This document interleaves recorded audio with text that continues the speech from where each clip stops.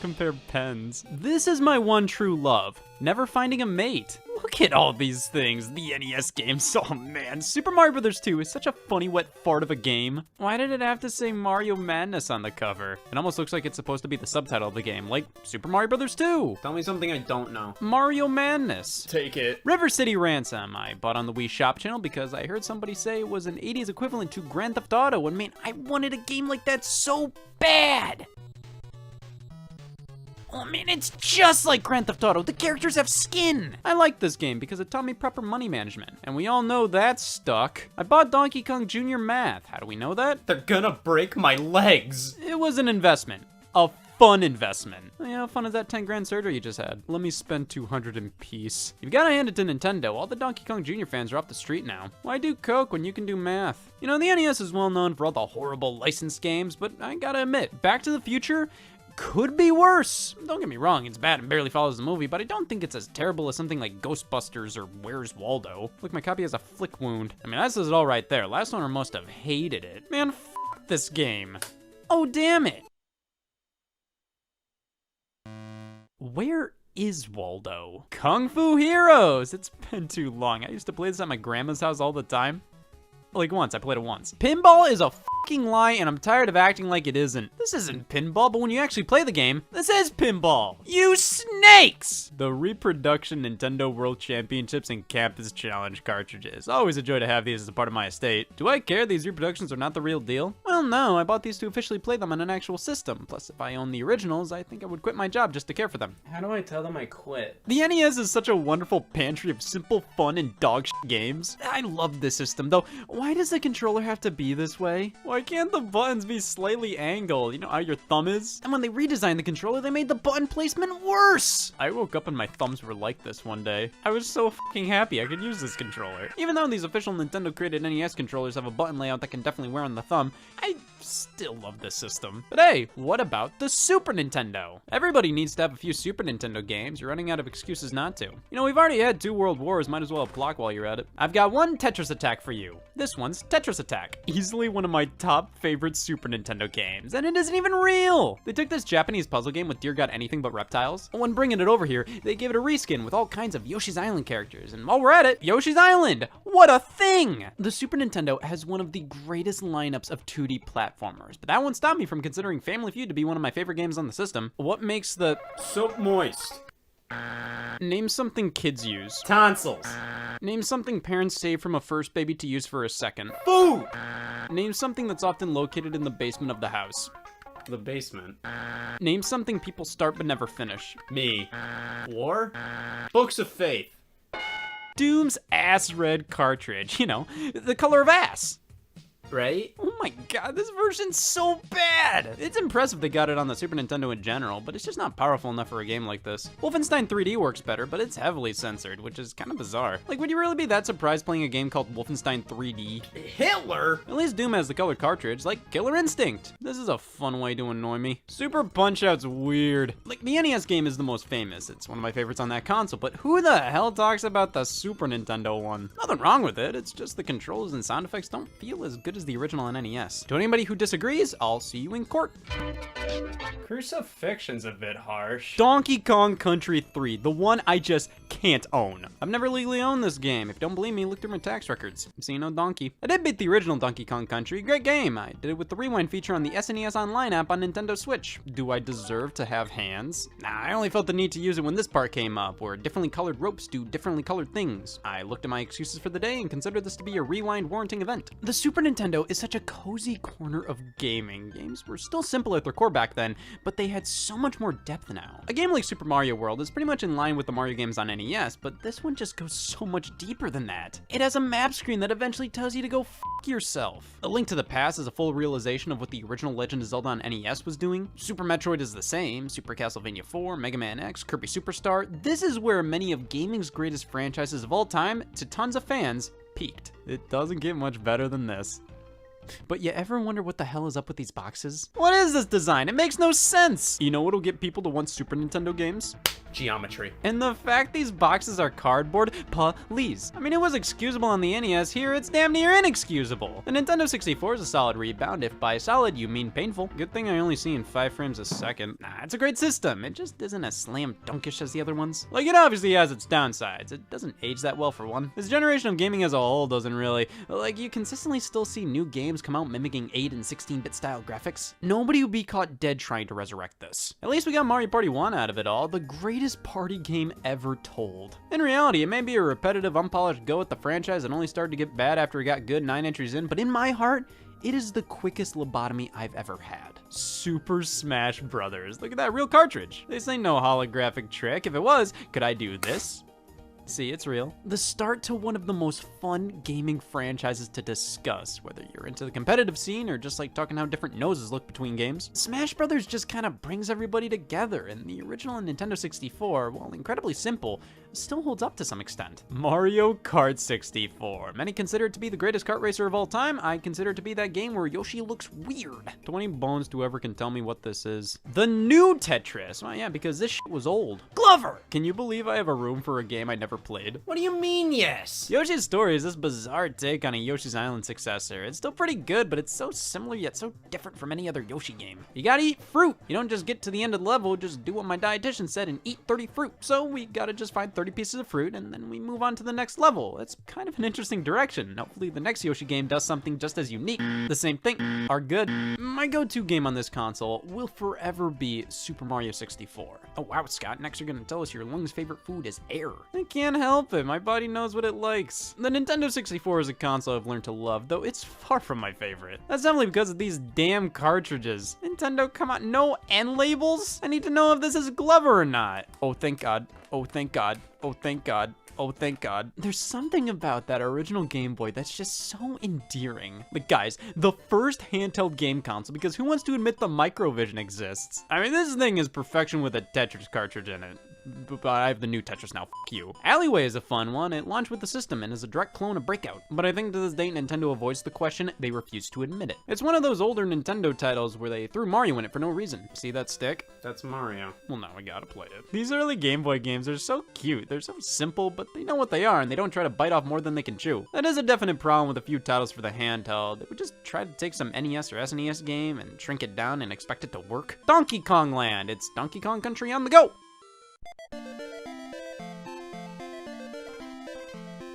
You know, I just discovered I could take a shit on the go. All I have to do is shit my pants. Even some of the best games on here, like Link's Awakening and Super Mario Land 2, I mean, they are struggling with the limitations of the Game Boy at times. And yet, these are still such treasured products to me. Sometimes it's nice to go back to a time where this was all that was available in terms of handheld on-the-go gaming. You couldn't play The Witcher 3 at only 540p portably. You had to settle. And with all these limitations, developers still delivered well-designed and fun games. And Tetris is what it is because of the Game Boy. Pokemon came out at what was supposed to be the end of the Game Boy's life, and yeah, that's something you don't want to do on your deathbed. Release Pokemon. Interesting concept. You collect and battle creatures. Let's try it out.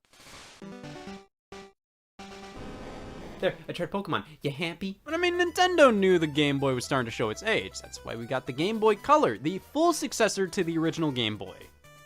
Full successor, I swear to Christ. We grow closer to my death every time I say that. How could it not be? So many sources group Game Boy and Game Boy Color together. Bullshit gaming journalists who don't know anything. People like Nintendo. Listen, I get it, but the Game Boy Color had too many exclusive games for me to not consider it a full-fledged successor. I'll admit it's just a technical upgrade to the original Game Boy.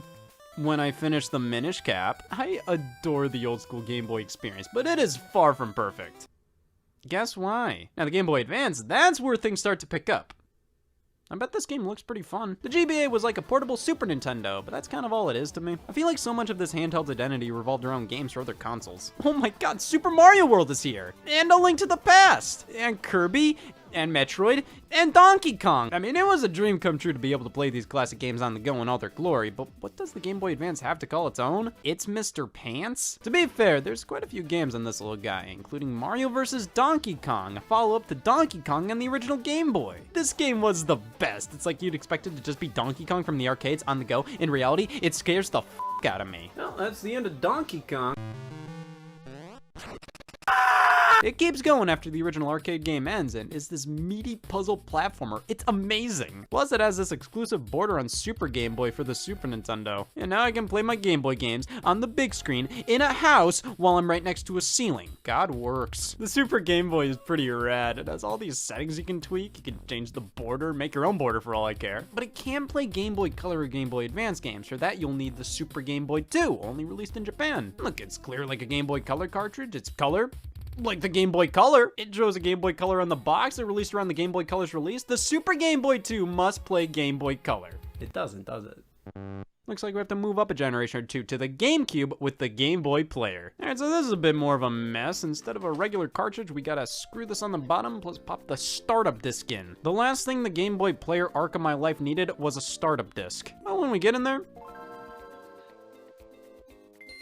I mean, it's playing the Game Boy games, and Color, and Advance as well. However, this thing reeks of anti-personality. Compared to the Super Game Boy, I was worried that thing was gonna fuck my wife. Look at how cool it is! Here, this is just the most convenient means of playing the entire Game Boy line. I'm too bored to yawn. But it's still a lifesaver of a device, and all more reason why the GameCube reigns supreme. My favorite console. Many would assume it's the Wii or Wii U. They didn't have Odama. Nintendo was firing at all cylinders on this console. Pretty much every one of their franchises got major installments here. Mario, Zelda, Metroid, Donkey Kong, Smash Bros., F-Zero, Star Fox, Animal Crossing, Fire Emblem, Wario, Wave Race, 1080, Pikmin, Paper Mario, Mario Kart, Party, Golf, Tennis, Baseball, Strikers, Odama? Geist is funny. Nintendo published a first-person shooter about ghosts. I was hoping they'd follow it up with an RPG about bees. Luigi's Mansion is such an interesting game. Like, you explore this haunted mansion and finish the game 3 hours later. I'd say the following games in the series took the general gameplay of Luigi with Vacuum and ran with it more. But they will never live up to the amount of ambiance this original game has. You can just feel how haunted this place is. It's such a fun experience. Dance Dance Revolution Mario Mix, because I only do what Mario tells me to. Why not? It sure is Dance Dance Revolution, and this is the only DDR game on the GameCube, and that's weird. Out of all platforms to put that game on during this generation, just the PS2 and Xbox. Not the system with customers willing to buy stupid plastic bullshit for it. The GameCube microphone, used for Mario Party 6, Odama, and eviction notices. The DK bongos, different game, same story. See, the GameCube still did a lot of that weird Nintendo bullshit, but it also had a normal controller and amazing games. You got the best of both worlds. Of course, looking at it critically though, the third-party support was definitely one of its weaker elements. It was definitely better than something like the Nintendo 64, but most third-party games were for the kids. Sure, we got our Resident Evils and Sonic the Hedgehogs, Metal Gear Solid Twin Snakes, Super Monkey Ball, Beyond Good and Evil, Tales of Symphonia, but the other consoles had Grand Theft Auto 3. Also, I love this controller, but why is the D-pad so small? Why is the C-stick so tiny? Why only one Z button? Why the region locking? I can't easily play Japanese games on my console. I know that's a thing on multiple systems, but I just want to play Nintendo Puzzle Collection in peace. You have to use an action replay disc to even kind of play it, and bam, beautiful. This is one of my only cheat devices. I can use it to not play Mario Sunshine. I also have Dream Mix TV World Fighters, a Smash Bros. Clone featuring Bomberman and Simon Belmont and Optimus Prime. It's just missing Master Higgins. I also have The Legend of the Quiz Tournament of Champions, a trivia game published by Nintendo. You can play as Jeff Foxworthy. You gotta appreciate and despise these Japanese game boxes. They're cute and cool, but the outer sleeve is so easily losable and damageable. But that's about all I can say. I can only really go on for about 45 more minutes. There are only a few things in this world I could talk about for over 23 minutes. At least the Wii had the purest white game boxes known to man, a smoker's mortal enemy. God, I mean, the GameCube may be my favorite system, but the Wii is just so interesting. It had exactly what people wanted and none of what they wanted. Like, come on, games for your stupid fucking uncle like Wii Fit and Calvin Tucker? But then for the core audiences, you got Zelda, Metroid, Donkey Kong, Mario, Sin and Punishment? A sequel to a Japan-only cult classic shooter on the Nintendo 64? Who would have expected that? GoldenEye 007 on Wii is one of my favorites, a reimagining of the Nintendo 64 classic. A lot of diehards don't like this one because it's basically just Call of Duty, but some bundles came with a Golden Classic Controller Pro. The original didn't do that. Super Mario Galaxy is my favorite game of all time, thank you very much. The pinnacle of Space Mario. It's just such a magical feeling playing this game, even over a decade later, and I'm sure by the time it's 20 and I'm battling some kind of fun new disease, it'll still be. But the Wii was when anybody over the age of 40 started throwing a tantrum over using motion controls. I don't know, this ball segment of Mario Galaxy always gets brought up, and I never thought it was that bad. It'll come back to me in 17 years, I'll be bald and hate it. Even the casual experiences on Wii I love. Wii Sports, Play, Fit, Trauma. Big Brain Academy Wii Degree is an awesome multiplayer game. Smarty Pants is still one of my favorite generic trivia games. Family Feud decades? Name one of baseball's great all-time sluggers. Only baseball team I know, Harlem Globetrotters. Is your answer there? Name a song made famous by Elvis Presley. Eek, it's Elvis. Name a game that all the kids in the neighborhood can play together. Polyamory? As much as I love the system, again, it's not perfect. Whenever a game asks me to shake the nunchuck, man, like, this thing was not meant as a shaking device. It has the weight of an empty pencil cup. The amount of shovelware I actually kind of like. Sure, these things may be filling a landfill somewhere, but I'm sure I can find some use for them someday. Let's not forget the Wii had such classics as Vince Young starring in Madden 08. Every story has a Christ figure. And then followed up by the most disappointing sequel to Christ I've ever seen, Brett Favre starring in Madden 09. Go f*** yourself. And Jesus Christ, games on this console can be hideous. This was the dropping off point for developers who kinda cared. They either did or they didn't on the Wii. There's no in between. The same can sort of be said about the Nintendo DS. Like, we were either playing one of the greatest games of all time or Chrono Trigger. The DS, man, there's so many stupid fucking things came out here, but it has one of the best libraries as well. Though on the Nintendo first party side of things, it was a little weak. But under classic books, come on, I want to read, not count. DS games look so chunky now, whether they're 3D or 2D, they just all look so DS. Let's not forget the touchscreen. Everybody lost their stylus, but I never did. Doesn't even matter, you can use anything on this screen. Fingers, car keys. Using the stylus for PictoChat or for Mario 64 DS if I was trying to find new ways to embarrass myself. The Nintendo DS browser. I bought this before knowing what a Wi-Fi connection was. I will never get those $30 back. The DS is great, but I do feel like it has aged a bit more than other handhelds. It's in this weird purgatory of just powerful enough to do 3D graphics, but barely. But then even the 2D stuff doesn't look the hottest. Most of the problems with the DS were rectified with the Nintendo 3DS. However,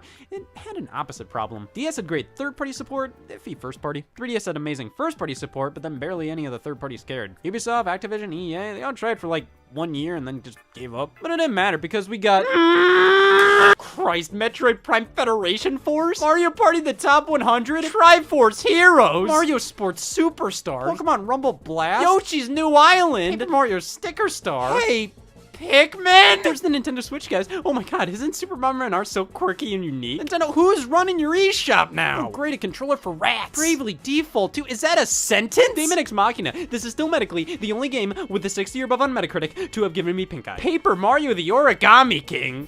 Get. Oh, but we skipped over an important console here. The Sega Master System. It's so charmingly pathetic. What the f*** is this? Who asked for this? Why do I have to look between the TV and gamepad to change system settings? Nintendo TV, haha, f*** you. Yeah, why not publish Devil's Third Nintendo? The Wii U microphone exists. There's a goddamn mic on the gamepad. Why are these two cases black? Why is this one cream colored? Why does this one not have the blue ridge? Why remake Wii Sports? Why swap between controllers so much? Why in Super Mario 3D World's multiplayer does this big blue border appear? Everything Nintendo's done, I have something to bitch about! Why is this wet? Why does this repel virginity? And again, in Mario 3D World, why in multiplayer does this big blue border appear? I get that it's supposed to tell you that the players are too far apart, but it comes out of nowhere. It sometimes doesn't leave, and it's just always there, mocking me, just like every shape I've ever met. Where does this blue border get off? Wait. That feels like...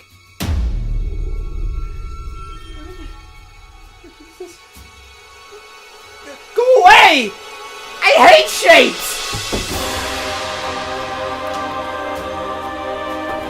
Is this how it's always been?